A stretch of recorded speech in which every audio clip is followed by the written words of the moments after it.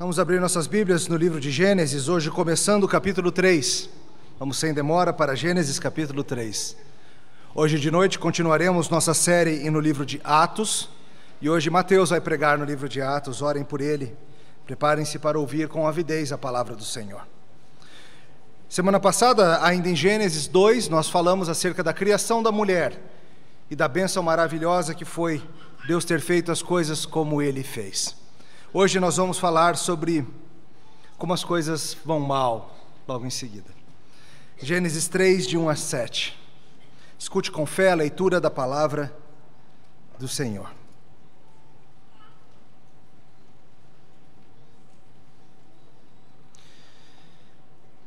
Mas a serpente, mais sagaz que todos os animais selváticos que o Senhor Deus tinha feito, disse à mulher: é assim que Deus disse, não comereis de toda árvore do jardim?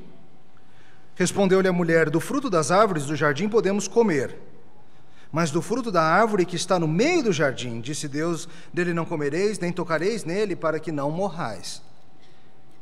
Então a serpente disse à mulher: é certo que não morrereis, porque Deus sabe que no dia em que dele comerdes, se vos abrirão os olhos, e como Deus sereis conhecedores do bem e do mal. Vendo a mulher que a árvore era boa para se comer, agradável aos olhos e árvore desejável para dar entendimento, tomou-lhe do fruto e comeu, e deu também ao marido, e ele comeu. Abriram-se então os olhos de ambos, e percebendo que estavam nus, coseram folhas de figueira e fizeram cintas para si. Até aqui a leitura da palavra do Senhor. Vamos orar, pedir a Deus que abençoe esse tempo juntos. Obrigado, Senhor, pela Tua santa palavra e pelo registro fiel e inerrante dos eventos do jardim. Nós pedimos, Senhor, que nos abençoe e nos ajude a considerar essas coisas hoje de maneira bíblica, de maneira fiel. Que o Senhor use o Teu Espírito Santo para abrir nossos corações e nos dar entendimento. Guia-nos, Senhor, na palavra da verdade, é o nosso pedido. Em nome de Jesus. Amém. Onde é que tudo deu errado? Você já se fez essa pergunta acerca de alguma das ocasiões da sua vida? Onde que tudo deu errado? Talvez você tenha até olhado para trás e conseguido identificar aonde que tudo deu errado, aonde foi que desandou. Onde que tudo deu errado em 1950? Estamos chegando mais uma vez à Copa do Mundo e velhos fantasmas estão rondando a nossa nação. Talvez você saiba que em 1950 nós perdemos o último jogo da Copa realizada aqui no Brasil, a última vez que a Copa aconteceu aqui, nós perdemos o jogo para o Uruguai em pleno Maracanã. Um empate nos daria o título. Não era uma final, era uma espécie de um quadrangular final. Saímos vencendo, levamos um empate, perdemos. A história nos conta que um silêncio sepulcral tomou conta do estádio, sendo apenas substituído por um choro copioso de centenas de milhares de pessoas. Escritores famosos como José Lins do Rego e outros escreveram artigos tratando do impacto daquilo na própria forma de pensar do Brasil. Onde que tudo deu errado? O Brasil era o melhor time da competição. O atacante Ademir Menezes, o queixada, jogando o fino da bola, era o goleador do torneio. O time tinha em campo o meio-campista, o chamado Mestre Zizinho. Se você acreditar em alguns que viram jogar, melhor até do que Pelé. A campanha foi excelente, uma surra de 7-1 na Suécia, uma surra de 6-1 na forte Espanha, enquanto centenas de milhares de pessoas do Maracanã gritavam e cantavam esfuziantes: fomos às touradas em Madrid, e o Brasil surrando a Espanha. E o Brasil chega ao grande dia, o Maracanã entupido de pessoas, 180 mil ingressos vendidos, mas as catracas estouraram em certo momento, parou-se de controlar e fala-se em 200, 210... Ninguém sabe quantas mil pessoas estavam ali. Não cabia nem chihuahua no estádio. Quando as coisas deram errado? Talvez as coisas tenham começado a dar errado quando fizemos um gol, logo no começo do segundo tempo. Friaça faz 1-0 para o Brasil e a coisa fica fácil demais. Talvez as coisas tenham começado a dar errado quando os uruguaios empatam, o Schiaffino faz um gol faltando 20 minutos. E isso não parecia ser nada tão sério. Mas faltando apenas 10 minutos aí que as coisas deram errado para valer. Talvez as coisas tenham dado errado e tenha sido o momento mais óbvio, quando o Didier escapa livre, ganha de bigode na corrida e pela direita chuta e faz o gol. Talvez as coisas tenham dado errado quando Barbosa, nosso goleiro, bobeou e levou gols que ele normalmente não levaria, não eram frangos, mas gols que ele, o grande goleiro, não levaria. Certa vez o próprio Barbosa reclamou que, embora a pena máxima no Brasil seja de 30 anos, ele já estava pagando a mais de 50 pelos seus erros. Talvez as coisas tenham dado errado quando o Bigode, meio-campista defensor, foi estapeado por Obdúlio Varela e aparentemente se intimidou e não correu atrás dele no passe final. Algo que seus colegas negam veementemente, mas virou meio lenda, ninguém sabe direito se aconteceu. Talvez as coisas tenham dado errado na véspera. A certeza da vitória era tão grande que o jornal vespertino À Noite do Rio de Janeiro estampou na sua capa uma foto do time: estes são os campeões do mundo. Talvez as coisas tenham dado errado quando os uruguaios foram nossos adversários. Com seu grande capitão Obdúlio Varela, de quem se falava: o bandido amarrava chuteiras não com cadarço, mas com as veias do pé. E alguém já disse que o melhor doping do mundo seria extrair o suor da camisa uruguaia. Talvez as coisas tenham dado errado quando Obdúlio recebeu um daqueles jornais com a foto dos campeões mundiais na véspera do jogo e mostrou para os uruguaios o que estava acontecendo. Talvez as coisas tenham começado a dar errado quando o treinador forçou o time a participar de uma missa de 2 horas em pé na manhã da grande final. Talvez as coisas tenham dado errado quando as rádios tocavam hinos de vitória na véspera. Talvez as coisas tenham dado errado quando o time largou a sua concentração natural e foi para o último jogo se preparar em São Januário. Talvez as coisas tenham dado errado ainda mais cedo, quando o técnico sofreu pressões de todo lado para misturar paulistas e cariocas, escalar esse ou aquele. Cuidado, se chegarmos com a Argentina ou algo semelhante na final, se chegar Brasil e Argentina esse ano no Maracanã, minha humilde sugestão: vamos invadir os nossos vizinhos e a gente se declara campeão mundial e vice, as duas coisas. Onde que tudo dá errado? Quando um time perde, a gente vai ficar olhando para trás e tentar encontrar aonde que tudo deu errado. Ai, aquele gol, ai, aquela decisão do juiz, ai, se fulano tivesse jogado, aonde que tudo deu errado? E pessoas que perdem emprego fazem essa mesma pergunta: aonde que deu errado? Pessoas com casamento complicado fazem essa pergunta: aonde que começou a dar errado? Eu e você já fizemos essa pergunta nos dias nublados, nas noites esquisitas. Talvez em relação ao seu trabalho: quando que eu perdi a confiança do chefe? Onde foi que as demandas tomaram conta do meu tempo de tal forma que a minha família ficou negligenciada? Aonde foi que tudo deu errado? Talvez em sua relação matrimonial você tenta olhar para trás e ver se teve um momento onde a coisa desandou. Onde foi que começou a azedar? Foi aquela viagem? Foi aquela decisão? Foi aquele momento difícil financeiro? Você olha para a sua saúde, talvez você tente imaginar onde deu errado. Será que foi a combinação genética dos meus pais? Será que foi o excesso de Coca-Cola ao longo dos anos? Será que foi isso? Será que foi aquilo? E agora estou aqui, nessa situação. Talvez você olhe para trás e pense: onde é que a minha vida como um todo deu errado? Será que foi antes de eu nascer, nas escolhas que meus pais e meus avós fizeram? Aonde que tudo deu errado? O fato é que nenhum de nós é estranho ao fato de que esse mundo não anda certo. Esse mundo anda fora do eixo. Esse mundo cheio de vapor está quebrado. E a gente pensa: aonde deu tudo errado? Hoje nós vamos ver aonde deu tudo errado. Foi ali, naquele bendito jardim. Hoje, em resumo, a nossa mensagem é que nós falhamos em resistir à tentação e quebramos o santo pacto divino. Mas Deus agiu. De novo, nós falhamos e quebramos o santo pacto ao falharmos em resistir à tentação, mas Deus fez algo maravilhoso. Vamos ver isso em 3 pontos. Primeira coisa para considerar hoje de manhã é que a serpente tenta perversamente a imagem de Deus. Queridos, olhe de novo o verso 1. Mas a serpente, mais sagaz que todos os animais selváticos que o Senhor Deus tinha feito, disse.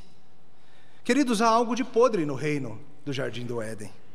Deus vem graciosamente dando tudo o que o ser humano, sua imagem e semelhança, precisa para viver. O homem tem relacionamento e comunhão com Deus. O mais básico de todos os nossos anseios está suprido. Ele estava ali no templo jardim onde ele tinha comunhão plena com Deus. O homem tinha suas necessidades físicas supridas. Ele podia se alimentar da abundância de água e flores e frutos e do deleite do jardim. O homem tem os estímulos necessários intelectuais, de descanso e trabalho. Uma equilibrada situação onde o homem trabalha e é estimulado a fazer e a avançar, o senso de completar tarefas e ao mesmo tempo descansa no Senhor em tudo isso. O homem tem a lei de Deus para o guiar, de uma forma clara, sem rodeios. Deus o ensinou o que é bom e mal estar fora disso. O homem tem ao seu lado uma auxiliadora idônea, uma ixá, uma varoa, osso dos seus ossos, carne da sua carne, diferente, mas igual, complementar. E Deus mandou que eu encha a terra com ela. Oba! Não falta nada, gente. Não falta nada. Nós não sabemos quanto tempo Adão e Eva passaram nesse estado de bênção. Uma sugestão é que não deve ter levado muito tempo para acontecer, senão já teríamos filhinhos na história. Mas vai tudo em paz, tudo no shalom, tudo na ordem divina, mas a serpente. E assim Moisés magistralmente insere o elemento dissonante na nossa história. Há algo de podre no reino de Nova Jerusalém. E assim Moisés inicia o capítulo. Imediatamente a gente vê que tem alguma coisa aqui fora do lugar. Há muita discussão sobre a história da serpente, se isso é uma fábula, que nem a tartaruga e a lebre, ou os 3 porquinhos, onde animais falam, conversam, e no final a gente aprende uma lição de moral. Não é o caso. A Bíblia trata todo esse evento como factual, como história, não como lenda. E o próprio texto nos indica que esse fato de uma cobra falar é algo estranho, é algo anormal que está acontecendo. A serpente é um animal feito por Deus, a semente é um mero animal, um dos vários a quem Adão deu nome no capítulo anterior. Tem algo anormal acontecendo. O homem era chamado para exercer domínio sobre esta serpente. E o relato aqui é projetado para de cara nos dar a sensação de que tem algo errado, tem uma serpente falando. Tem algo estranho acontecendo, tem uma cobra falando com Eva. Claro, a gente sabe pelo restante das escrituras que não se trata de uma mera serpente, mas de alguma maneira Satanás, o líder da rebelião angelical contra Deus, utiliza-se dessa serpente para enganar Eva. Em Apocalipse, a Bíblia nos fala acerca do dragão, da velha serpente Satanás. E as coisas estão começando a andar mal e Satanás distorce a palavra de Deus. Vamos ver, acompanhe comigo de versos 1 a 5 novamente. Mas a serpente, mais sagaz que todos os animais selváticos que o Senhor Deus tinha feito, disse à mulher: é assim que Deus disse? Não comereis de toda árvore do jardim? Respondeu-lhe a mulher: do fruto das árvores do jardim podemos comer, mas do fruto da árvore que está no meio do jardim, disse Deus, dele não comereis nem tocareis nele, para que não morrais. Então a serpente disse à mulher: é certo que não morrereis, porque Deus sabe que no dia em que dele comerdes se vos abrirão os olhos, e como Deus sereis conhecedores do bem e do mal. Veja que sagacidade satânica, distorcendo a própria palavra de Deus para os seus fins perversos. Veja que a serpente mistura verdade e mentira, mistura a palavra de Deus trazendo pequenas distorções, coisas que Deus disse com coisas que Deus não disse. E com isso a gente deve aprender acerca de como que muitas vezes o erro vem disfarçado de mentira em nossos tempos atuais. Satanás traz a mentira, mas a traz de forma a aparentar sinceridade. Você notou isso? Estou disposto a ser corrigido, foi isso que Deus disse? Não lembro bem. Falsa humildade, aparência de piedade. Ele não vem afirmando, ele vem como alguém que tem uma dúvida sincera, que precisa ser tratada. Foi assim que Deus disse? Rebeldia sabe se disfarçar de humildade, meus irmãos. Não se esqueça disso. Embutidas na simples pergunta, na simples dúvida, estão as sementes da dúvida. Até esse momento, Eva não tinha nenhuma razão no mundo e na vida para duvidar da palavra de Deus. Não havia nada na existência que fosse inconsistente com aquilo que o próprio Deus falara. Mas a maldita serpente chega e dá uma leve distorcida. Deus disse que você não pode comer de nenhuma árvore, é isso mesmo? Queridos, muitas vezes a rebelião, a falsidade mais perigosa, aparece não de maneira óbvia, como uma aberta rejeição à verdade. Nesse caso, pelo menos, os termos são mais claros. Muitas vezes, o mais perigoso e sutil é a sagaz distorção de um ou outro elemento central, fingindo-se de humildade e disposição para mudar. Exemplos. Mais perigoso, a fé de nossos jovens, não é o ateísmo escrachado de Richard Dawkins. Isso é ridículo e a gente vê de longe. Mais perigoso é o perigoso e escorregadio caminho dos que querem aparentar piedade, mas sugerem: será que Deus conhece mesmo todas as coisas? Será que Deus é bom mesmo? Será que Deus é soberano mesmo? Será que Jesus existiu mesmo? A gente não pode ficar só com a verdade religiosa e deixar a verdade factual de lado? Será que ele era mesmo filho de Deus? Será que devemos ser dogmáticos e ensinar verdade ou tolerância à palavra-chave nos nossos dias? Será que o Evangelho é mesmo sobre um Deus justamente irado, punindo pecados na cruz? Será que o Evangelho não é mais sobre amor, tolerância e ação social? Será que Jesus e o Deus do Antigo Testamento não são coisas diferentes? O Deus do Antigo Testamento, meio primitivo e raivoso? E é assim, queridos, que a teologia relacional, a teologia emergente, a neo-ortodoxia, a teologia da libertação e seus filhotes de serpente confundem pessoas e matam igrejas, por meio de pequenas mudanças na verdade.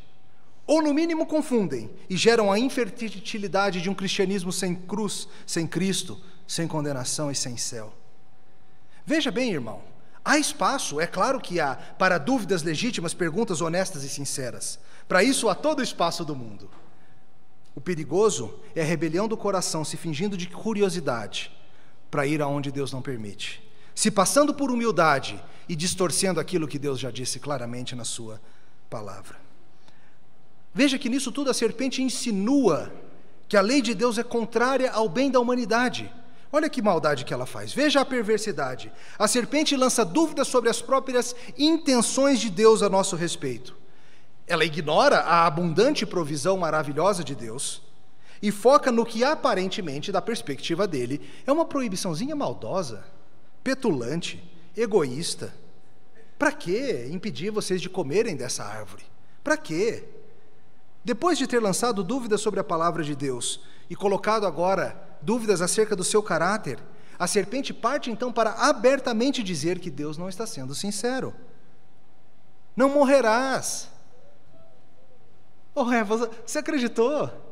Você vai morrer não, Eva, sabe nada, Eva, inocente. É melhor ser inocente em algumas coisas, é melhor ser inocente como a pomba em algumas coisas do que ser como a serpente. E a serpente passa julgamento em Deus. Deus está segurando vocês. O potencial da humanidade é infinito. Deus não quer que vocês sejam que nem Ele. Ele botou essa regrinha aí com um jeito de manter vocês no curral, manter vocês pequenos. Queridos, isso não faz sentido nenhum. Deus é bom e já mostrou isso para Adão e para Eva. Deus fez o homem e mulher do tamanho que Ele quis fazer. Se quisesse mantê-los pequenos, teria feito os pequenos. E não tinha fruto ali dando sopa. Mas o pecado não faz sentido mesmo, não. Mas sabe, muitas vezes nós nos pegamos pensando da mesma forma acerca da lei de Deus. Que aquilo que Ele declarou ser santo, justo e bom, na verdade é um jeito de nos manter infelizes. É um plano de Deus para que a gente não seja completo, para que a gente não seja feliz. Deus fala que eu não devo mentir, por exemplo. Ah, mas Ele não sabe a situação que eu passo com meu marido. Ele não sabe como é lá no trabalho.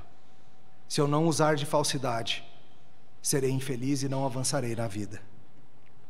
Deus fala que não devo ter outros deuses diante dele, mas Ele não sabe o prazer que o meu vício e o meu dinheiro me proporcionam.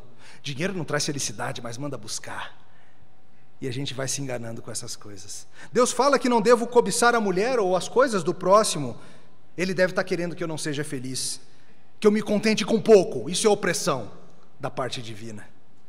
Deus fala que não devo cometer adultério, mas Ele não sabe da minha situação. A minha situação é diferente. No fundo, Ele quer me impedir de curtir a vida. Afinal, se Ele me fez com esses desejos, por que Ele me impediria? E assim nós seguimos a serpente e pensamos e seguimos a ideia de que a lei de Deus existe para nosso malefício, ao invés de crer na bondade de Deus, que a sua lei serve para nos direcionar. E assim a situação está posta. Deus coloca ao homem e à mulher um teste de amor e obediência ao seu simples e gracioso mandamento. E a serpente, por outro lado, coloca em dúvida a bondade de Deus e a verdade de Deus. Coloca diante de Eva a possibilidade da autonomia, de ser lei para si mesma. E como que ela reage? Assim a gente vai para o nosso segundo ponto. A humanidade tolamente busca a autonomia e quebra a lei do Senhor. Vamos ler de novo, o mesmo texto. Agora presta atenção em Eva e suas reações. Mas a serpente, mais sagaz que todos os animais selváticos que o Senhor Deus tinha feito, disse à mulher: é assim que Deus disse?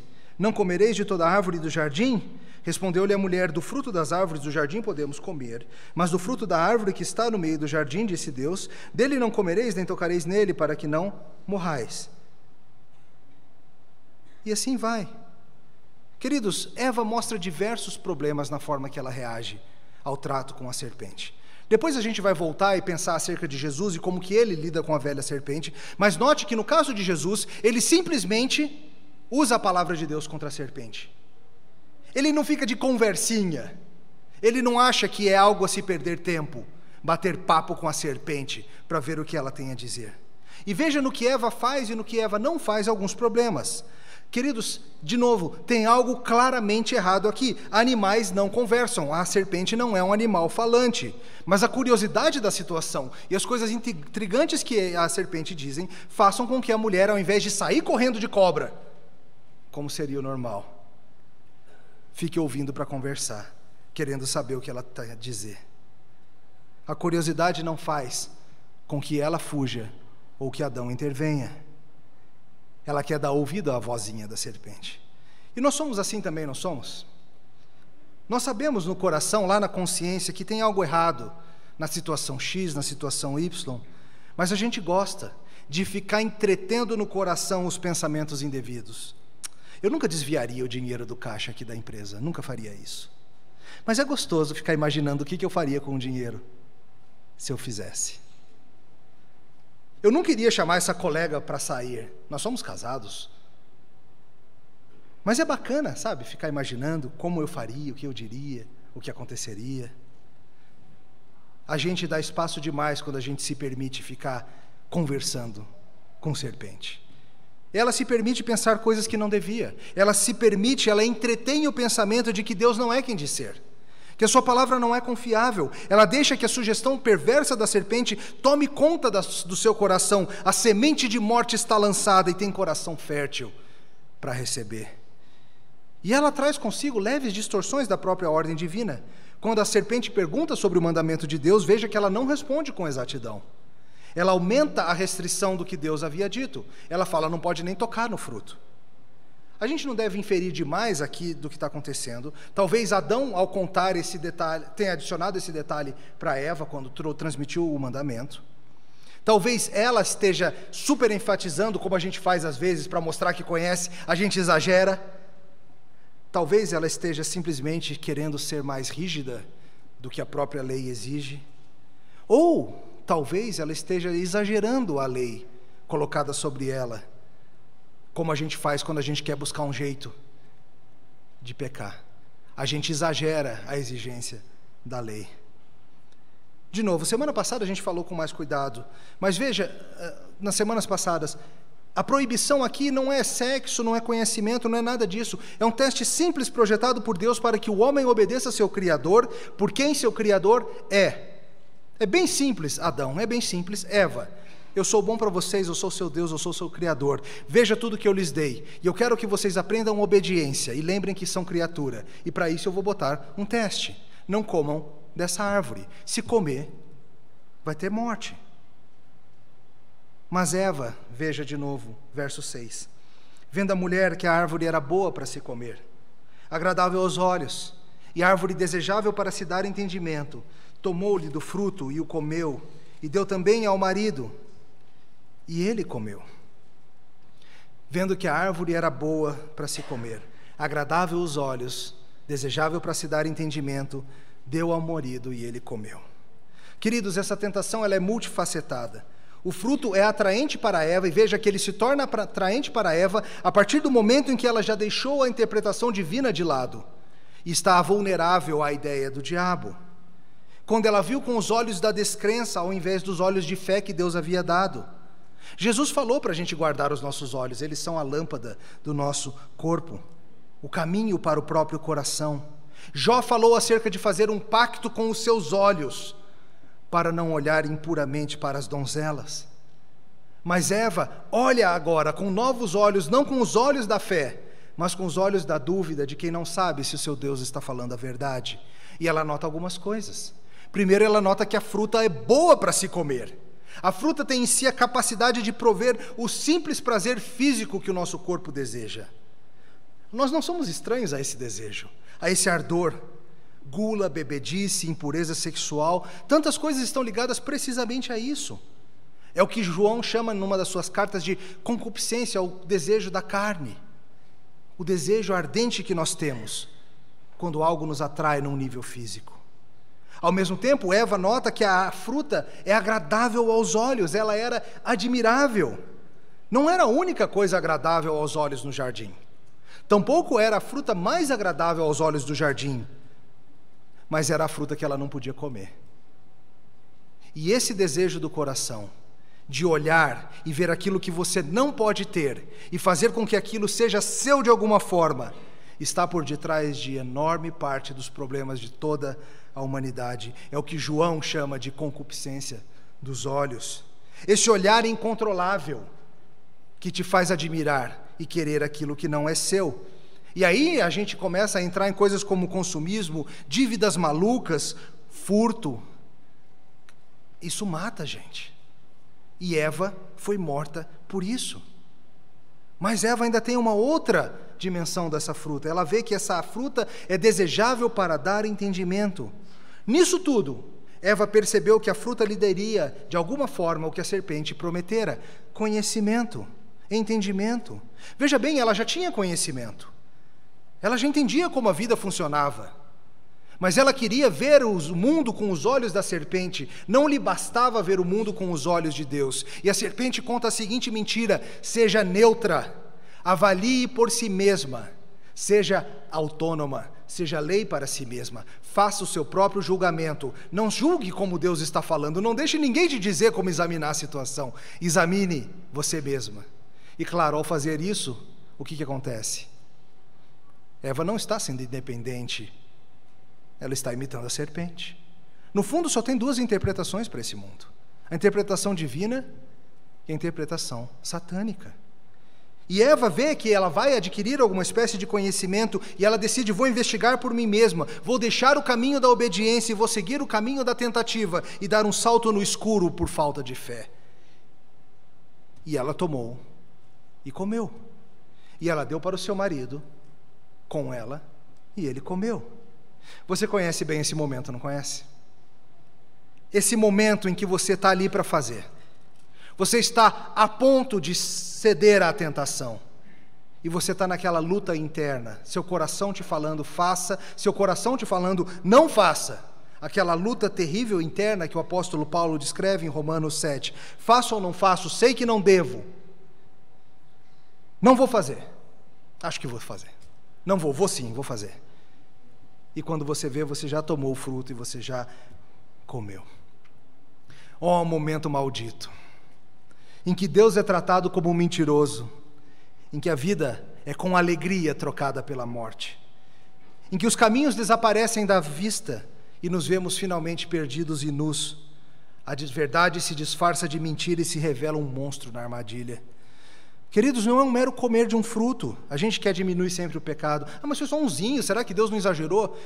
A.J. Young coloca da seguinte forma: ao comer o fruto, ela largou a fé, deixou de lado a palavra de Deus, aceitou a mentira, se sujeitou ao diabo, cedeu a um julgamento sensual, transgrediu o mandamento de Deus, abandonou o verdadeiro conhecimento por falsidade. Foi ali que tudo deu errado. Cada fiapo de tristeza, cada farpa de dor que você sentiu nessa vida, pode ser traçada diretamente a esse momento. Cada dor de coração partido à indignação pela maldade, de dores de parto à impotência para lidar com a sensação de maldade que vemos, da dor da traição de um amigo ao sentimento de impotência diante do nosso próprio pecado, tudo vem daqui. Aqui é que nós andamos para o lado do mal. Queridos, todos os nossos pecados têm a mesma raiz. Nós também preferimos os caminhos tortos de nossos corações autônomos ao caminho reto do conhecimento de Deus. Nós preferimos a incerteza da escuridão ao prazer da luz. Nós somos facilmente enganados e nos vendemos por muito pouco. Nem precisa que a serpente apareça. A semente já está aqui dentro, já nasce embutida. Nós já nascemos fertilizados pelo pecado e sua morte. Essa era a segunda coisa que a gente precisava ver hoje. Que a mulher, que a humanidade tenta autonomamente trair ao seu Deus e com isso quebra o pacto. Por último, vale a pena a gente notar com mais clareza um detalhe, que a humanidade inteira cai quando o seu representante falha. Vamos lembrar rapidamente do que eu falei 2 semanas atrás, o chamado pacto de obras. Deus fez com Adão um pacto de vida baseado em obediência. E Adão, lembra-se disso, ele era o representante de toda a humanidade. A decisão que ele tomasse, a ação que ele fizesse, valeria para todos os seus descendentes. Aliás, cadê Adão nessa história? É claro, nisso tudo fica bastante fácil para a gente ver a culpa de Eva. Afinal, foi ela que foi enganada, afinal, foi ela que comeu primeiro, foi ela que ficou de conversinha com a serpente. Mas e Adão? Onde está Adão nessa história? Quando Eva foi criada, ele me sai com aquele belo poema: osso dos meus ossos, carne da minha carne, varoa porque veio do varão. Como um de vocês me falou perceptivamente outro dia, a primeira obra de arte de toda a humanidade é um poema de amor de um homem para uma mulher. Adão para Eva. Também podemos olhar para o outro lado, que foi só a mulher aparecer que o homem começou a fazer trocadilho. E desde então nós não paramos. Mas cadê agora Adão? Cadê carne da minha carne, osso dos meus ossos? Cadê você, Adão, quando você está falhando no seu trabalho de sacerdote do jardim santo de Deus e proteger a entrada do mal? O mal está aí, disfarçado de cobra. Cadê você, Adão? A coisa engrossa e a gente vê Adão falhando miseravelmente em proteger a sua mulher, em cumprir a sua função sacerdotal. Já passou por isso, meu irmão?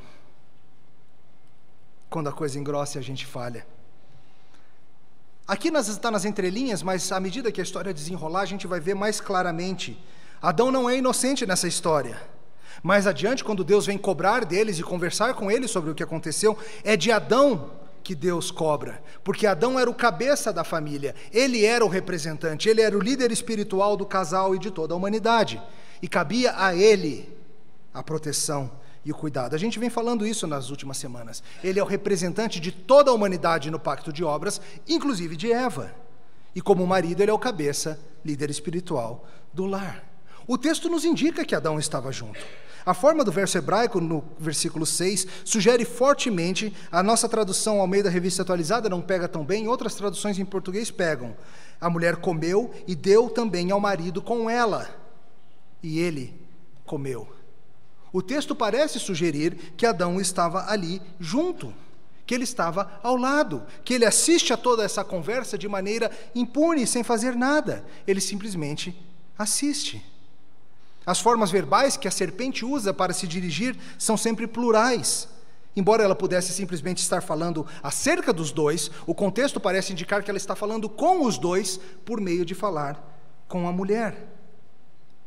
No sermão seguinte, a gente vai ver que nos resultados da queda, nós temos uma inversão, uma distorção, um estranhamento das funções complementares dos papéis de homens e mulheres.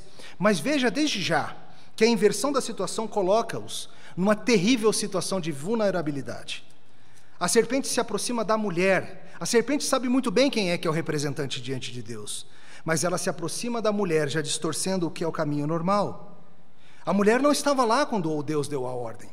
Ela aprendera a lei de Deus do seu marido. Mas ao ser lançada a dúvida, ela resolve sozinha, sem a ajuda de Deus e sem a ajuda do cabeça que era dado para ela para protegê-la. E ela resolve julgar sozinha a situação, a escolha é terrível. Mas ele está ali e ele se exime da sua responsabilidade como líder. Mas o que Adão podia ter feito? Ele tinha diversas coisas a fazer. Adão se eximiu e desde então nós homens estamos nos eximindo de liderar biblicamente nossas esposas, nos tornando tiranos exigentes ao invés de líderes sacrificiais. O tapa na serpente era uma saída. Dá uma pancada nessa cobra, bota ela para correr. O que você está falando mal do meu Deus? Ou entra na conversa, lidera a sua esposa, lembre-a do que Deus disse de verdade, corrija o erro. E sabe, no final das contas, ele podia, no mínimo, caso ele também tivesse ficado em dúvida, ele devia ter feito aquilo que todos nós somos chamados para fazer quando temos dúvida. Nós devemos perguntar para Deus. Ele podia ter dito: sabe, serpente, de fato o que você está dizendo é intrigante. De fato o que tu estás nos dizendo é algo que a gente não tinha pensado. Mas eu conheço Deus.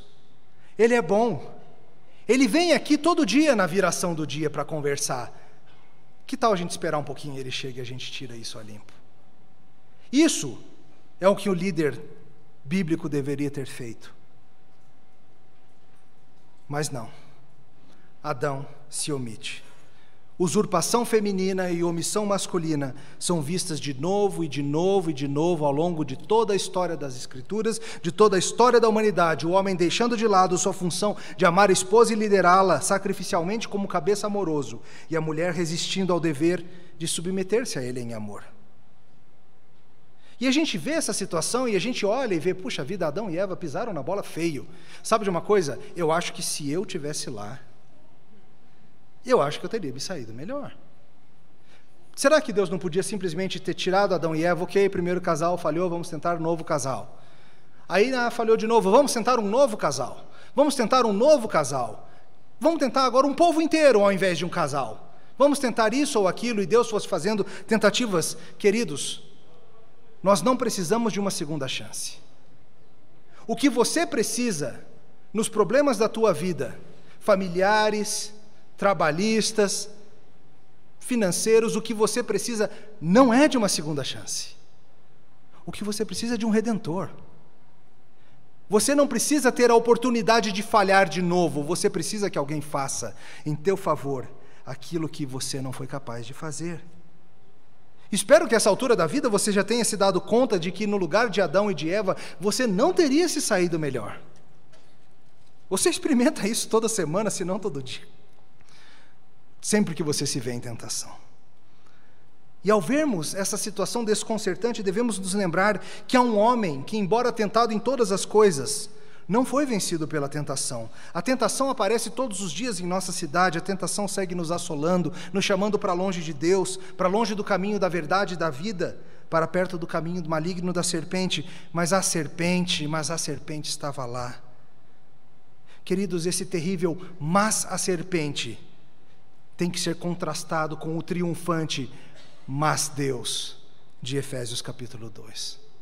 Mas a serpente, mas Deus, sendo rico em misericórdia, por causa do grande amor com que nos amou, nos deu vida, juntamente com Cristo. Nós lemos a respeito dele hoje, ao lermos aqui juntos o capítulo de Lucas. Jesus Cristo, completamente humano, como todos nós. Após 40 dias sem comida e sem bebida, foi tentado no deserto pela velha serpente. O novo Adão, a humanidade recriada, o primogênito da nova criação, a única esperança, foi testado de maneira brutal. A serpente novamente vem, utiliza a própria palavra de Deus, distorcida ou mal aplicada, para fazer com que o Filho de Deus busque o pecado. Deixa a lei de Deus, eu tenho uma ideia melhor para você. Foi testado em todas as coisas, e a gente tem analogias interessantes entre os aspectos diversos da tentação de Eva e a tentação do nosso Senhor Jesus. Por um lado, Eva tinha todo tipo de comida disponível, mas ela viu que um fruto tal era bom para se comer. Jesus, por outro lado, não tinha comida nenhuma, estava no deserto sem água e sem pão, e foi tentado justamente a transformar pedras em pães e satisfazer o anseio da sua carne. Não importa se é legítimo ou não, é o que você quer, é o que importa. Mas Jesus Cristo sabe que nem só de pão viverá o homem, mas de toda a palavra que procede da boca de Deus, e esse é o guia seguro para quando somos tentados. Confiar no que Ele provê, confiar que nossos desejos não são mais verdadeiros do que o que Deus diz a nosso respeito, e ao resistir, Jesus Cristo não passa pelo amargo sabor do doce virar poeira na boca. Se Adão e Eva viam a beleza de todo o esplendor do jardim, e veem no meio dessa beleza a beleza de um fruto que eles não têm, Jesus Cristo está num lugar desolado, sem ter acesso a nada, num deserto, sem beleza, sem maravilha, apenas a tristeza ao seu redor.